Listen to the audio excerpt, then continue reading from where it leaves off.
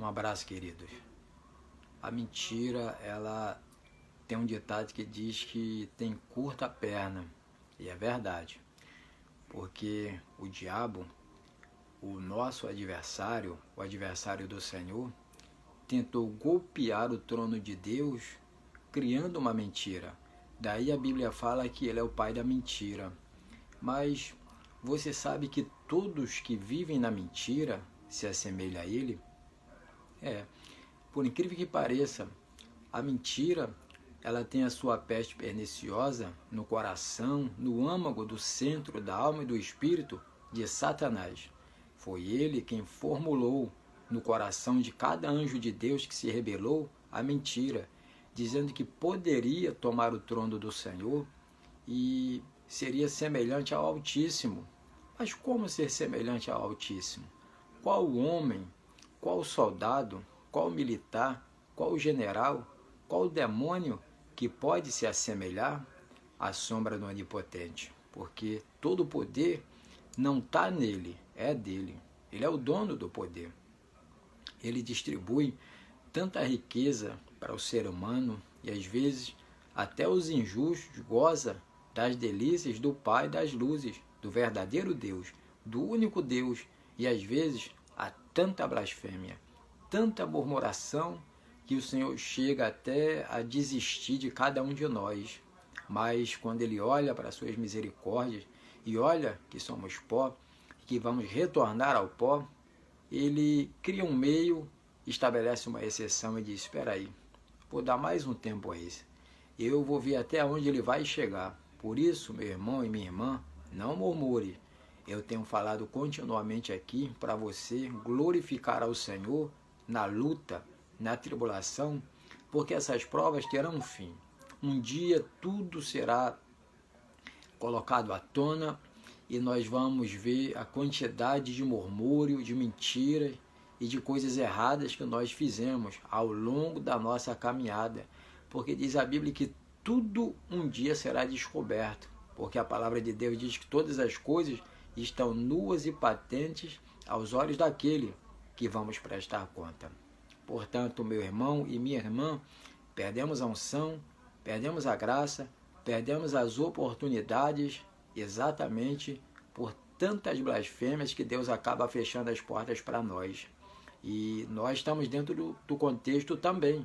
Cada um de nós ministros, pregadores, exaltores, chicoteadores, porque nós também usamos o chicote para poder exercitar o nosso ministério. E alguns às vezes não gostam, fica zangado, aborrecido, porque falamos tanta asneira, mas asneiras verdadeiras, asneiras à luz da palavra cristalina descendo do Pai, da claridade, daquele clarão do dia, que quando ele veio à terra, ele disse: apareça a luz, apareça o clarão, haja luz. E houve os enigmas de comunicação.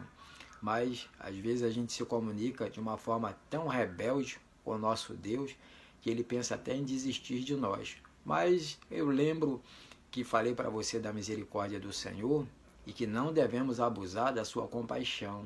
Devemos nos sensibilizar diante da dor e da mortandade que nós estamos vendo nas 4 partes da terra. Mas que já há boas notícias. Algumas nações, a praga já está cessando, mas a Globo não está nem aí.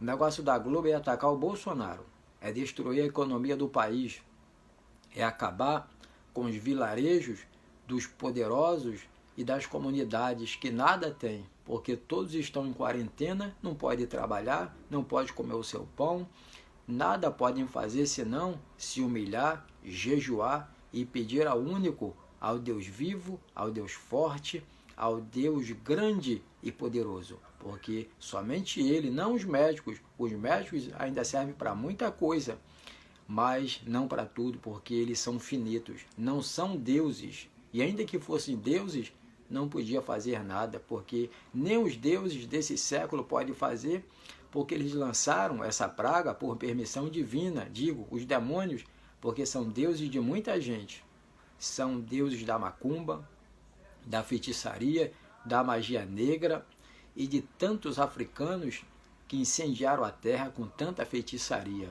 Mas não são todos, porque há africanos decentes, modestos, tementes a Deus, como na nossa igreja tem.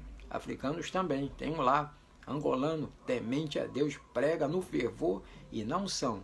Mas de lá veio a zombaria em torno do nosso Senhor. Não é acepção de pessoas, não. É verdade. É a verdade cristalina. Não é porque é preto, negro, porque são irmãos nossos. Sangue do nosso sangue, porque todos viemos de Adão e Eva. São nossos primeiros pais. Branco, negro, preto, vermelho, pardo, porque eu não sou bem branquinho, não. Eu sou pardo. Mas quem é bem branquinho é minha filha. Minha esposa também é meio moreninha. Meu genro é bem branquinho também. E nós vamos ter um filho aí mesclo, porque essa é a vontade de Deus para o Brasil. A mesclagem, a mistura, digo. E isso é bom porque somos aceitáveis em muitos lugares, não é? Por causa exatamente dessa mesclagem. Mas ainda retornando ao assunto mentira, seja sempre verdadeiro. Porque diz a palavra, seja todo homem mentiroso e Deus verdadeiro. Porque ainda que a gente, em algum momento, coloque aquela mentirinha bem pequenininha, tá aí. Seja todo homem mentiroso e Deus verdadeiro. Deus é o único que não mente. Às vezes não entendemos o Senhor. Não temos a plena ciência e certeza daquilo que o Senhor muitas vezes comunica, mas atribua a velocidade do poder e da unção dele em nossa mente, porque ele é digno de honra, de louvor e de glória, e que deve continuamente ser exaltado. E como o verdadeiro que ele é, ele se mostra como o caminho estreito, como o caminho largo para os maus e estreito para os verdadeiros, porque quem anda nele tem que usar a verdade, tem que escrever a verdade, tem que dizer a verdade, tem que mostrar a verdade, tem que explicar a verdade, porque ele é o caminho, a verdade e a vida, e ele é explicável. Não é como aquela música mundana, tem até uma parte bonita dela, tem até uma melodia bonita, mas que não é verídica, porque o nosso Senhor é explicável. Porque do contrário, ele viria à terra fazer o quê? Ele soltaria os seus enigmas para a gente, para quê?